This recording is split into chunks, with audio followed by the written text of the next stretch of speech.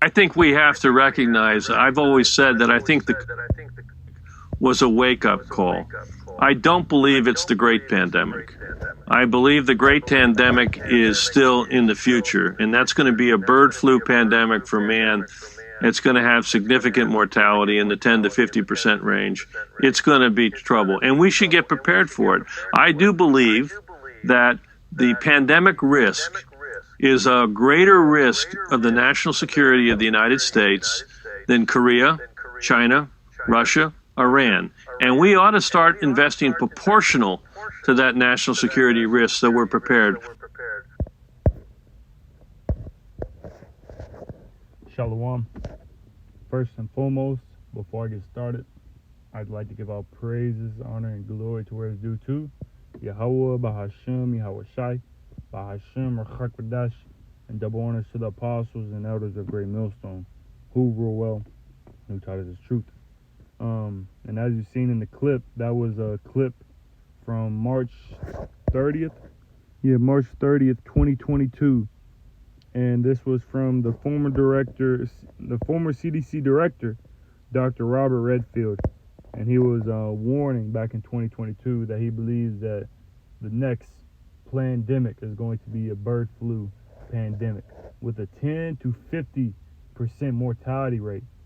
And when you look at what Crown was, I believe Crown was like 1%, somewhere around 1% mortality rate. And you've seen what happened to society. You've seen what happened to America. It crippled America. It crippled America, man. And as the scriptures say, more is on the way. So whether this is whether the bird flu pandemic happens or another type of pestilence happens, the scriptures say that it's not just going to be one pestilence that comes upon this place, man. It's going to be pestilences. And I'll bring out the reason why I brought out that clip from. Why are you bringing out a clip from 2022? I'm gonna get an article for you as well. So real quick before we get into the article, Matthew 24 and verse 3. And as he sat upon the Mount of Olives, the disciples came unto him privately, saying, Tell us, when shall these things be? Or what shall be the sign of thy coming and of the end of the world? So Yahweh's disciples was asking them, how are we going to know when we're at the end? Can you tell us some signs to know when we are at the end of the world?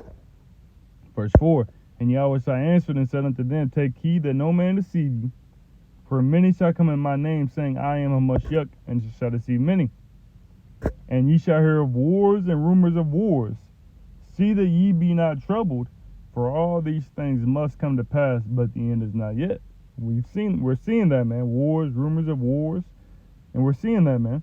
Verse 7. For nation shall rise against nation, and kingdom against kingdom, and there shall be famines and pestilences and earthquakes in diverse places. And you've seen pestilences with an S, meaning more than one.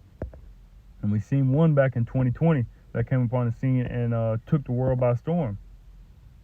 It says the pestilences, G3061, Loimos, pestilence, plague.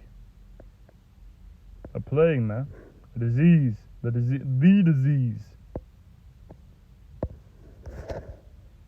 Fatal epidemic disease, especially bubonic plague. Plague. Disease, contagious disease, contagion, infection, sickness, pandemic, epidemic. So this is what Yahweh said are signs to know when we are at the door, when we're at the end of this society, at the end of this age, man. Verse 7. For nation shall rise against nation, and kingdom against kingdom, and there shall be famines and pestilences and earthquakes in diverse places. All these are the beginning of sorrows. It's the beginning of sorrows, man. And it's only going to increase. It's only going to ramp up. It's not just going to be crown 1-9 and then nothing else happens, man. No, the plagues are going to continue to grow and to intensify as we get closer to Yahweh's coming, as we get close to the end of this world. So again, this dude said what? He said that he believes it'll be a bird flu. He said, okay, let's play it again. I think we have to recognize. And I had to, and I muted it because it said the crown, and you know how they feel about the crown. He says he thinks the crown pandemic was not, the great pandemic, but he believes that it was a wake-up call. I think we have to recognize, I've always said that I think the was a wake-up call. He said that he believes that the Crown 19 pandemic was a wake-up call. Let's look up that definition for wake-up call real quick. Or meaning of wake-up call. It says, the second one, a person or thing that causes people to become fully alert to an unsatisfactory situation and to take action to remedy it. And the example says, maybe this will be a wake-up call for society to change. So he's saying that the Crown was a wake-up call, man, to wake the people up and say, hey, this is serious. Hey, we're at the end, man. And to take an action to remedy it. Remedy, it says, right here, it says, a means of counteracting and eliminating something undesirable. Solution, answer, cure. So, antidote. And they already have the cure and everything for all these diseases, man, that they're going to bring upon the society, man. So he said that he believes that it was a wake-up call. And as we believe as well, man, we believe that it was a prelude, a precursor, the forerunner for what is about to come upon the society, man, the MOTB. It took the world by storm, man, and it crippled this society. And this is just a start. You thought the crown was bad, man. Just wait. I don't believe it's the great pandemic. I believe the great pandemic. And again, this is a former CDC director, man, that was over the CDC. March 30th, 2022. Is still in the future, and that's going to be a bird flu pandemic for man. It's going to have significant mortality in the 10 to 50% range. It's going to be trouble. It's going to be trouble. It's going to be trouble. He said a mortality rate to 10 to 50%. So that would mean if it's 50% mortality rate, that means if 100,000 people get it, 50,000 people die. If 1 million people get the bird flu, then that means 500,000 people die.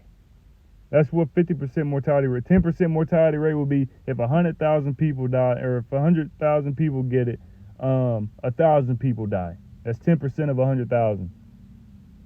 If 400,000 people catch this the bird flu, then 40,000 people die. That's 10%. That's a lot.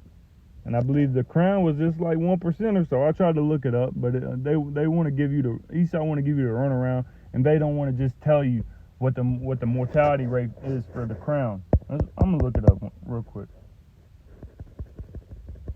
What? Because the height was what, and what was the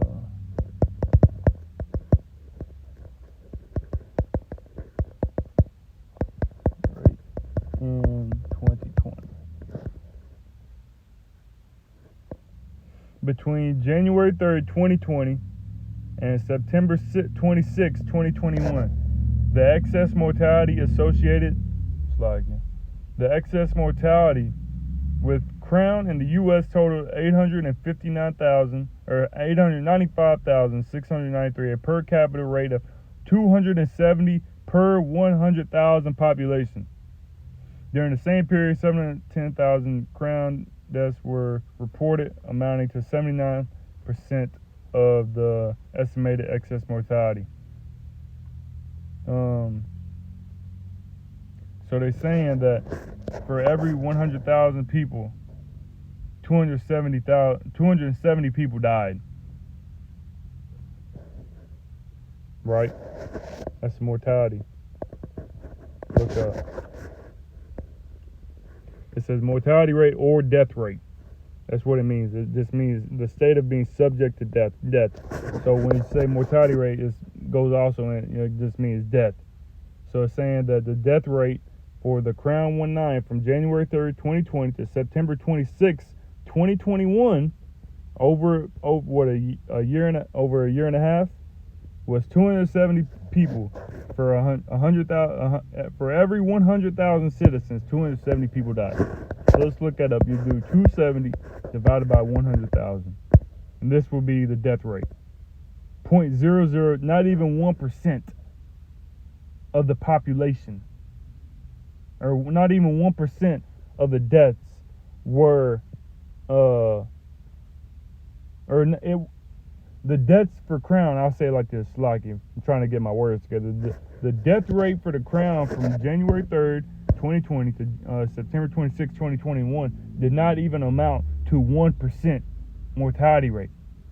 And they're saying that this dude right here is saying that he believes, again, in the future, and that's going to be a bird flu pandemic for man. It's going to have significant mortality in the 10 to 50% range. 10 to 50% range. So 100,000 people, you do 10,000 divided by 100,000. I'm going to give you 0.1. So, what is, wait, it's like times 10. Yeah, so 10%. I was about to say. So yeah, so you see, and then so you do 50% mortality rate divided by 100,000 would be 0.5. That's a 50% mortality rate, and a 10% mortality rate is 0.1, which is 0.10. And what was Crown again? 270 divided by 100,000, bro. 0.27. This would be a 1% mortality rate times 1%. That'd be 0.01. Would be a 1% mortality rate.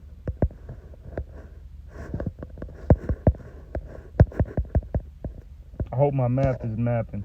So 0.01 would be 1%. This is 0.0027. That's less than 1%, man. And he's saying that this is coming, man. So let's get another scripture real quick before we continue on. 2nd Ezra 16. Lord willing, my math is mathing. 2nd Ezra 16 and verse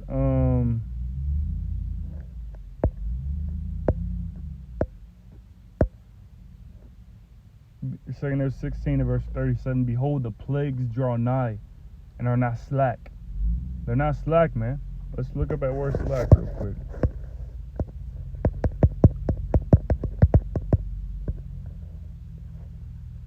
Slack.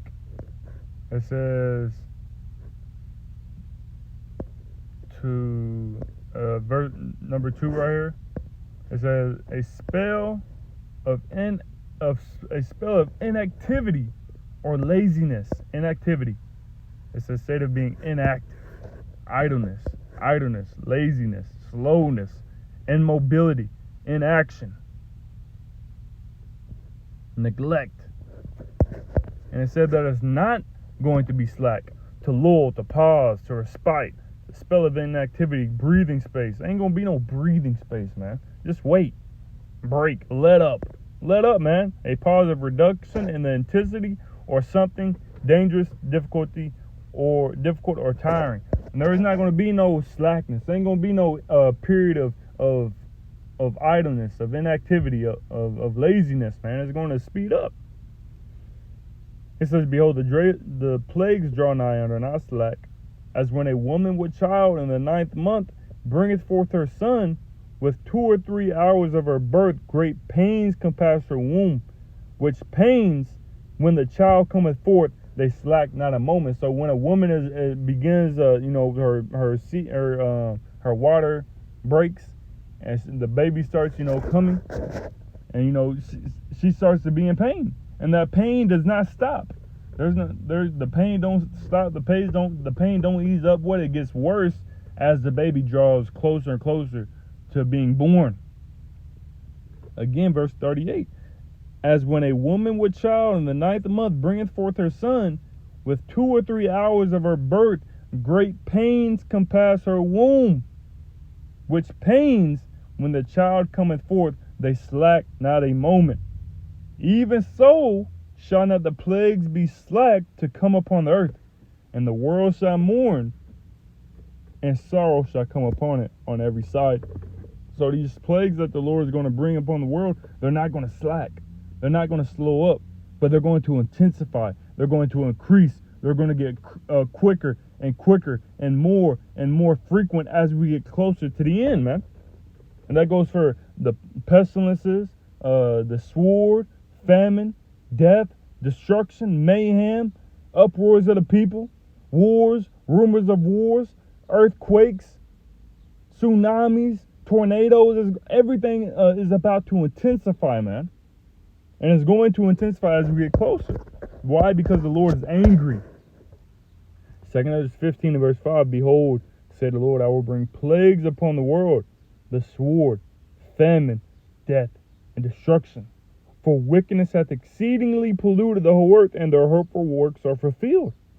Therefore, saith the Lord, I will hold my tongue no more as touching their wickedness, which they profanely commit, neither will I suffer them in those things in which they wickedly exercise themselves.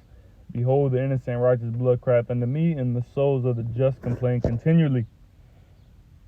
So this is why the Lord is about to bring plagues upon the world, and he has been and is going to intensify as we get close to the end. So let's get this real quick. This is from endtimeheadlines.org. I got the notification today, April 1st, 2024, the hopeful year of Jacob's trouble. And no, this is not an April Fool's joke. This is true. This is reality, man. Everybody wants to take everything as a joke. That the Lord is joking. That the Lord is just all fun and games. The Lord isn't serious. The Lord isn't taking this as a joke, man. The Lord is not taking the end of the world as a joke, and neither are His men. We're not. This ain't no joke, man. This is reality. This ain't no fairy tale, man. This is fact. It's reality. Fact is stranger than fiction, man. And what is about to happen to the society, you're gonna wish it was a fairy tale. The worst time in history.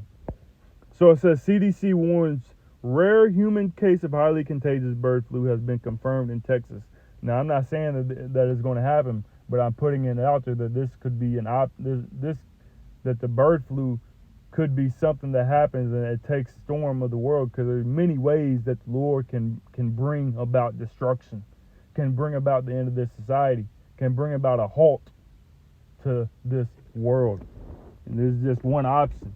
And you know, we're watchmen, and this could very well happen, so I'm going to report on what's happening. That's what watchmen do. Because when you go into it, it just says, when you just jumping down real quick, it says, where is it at?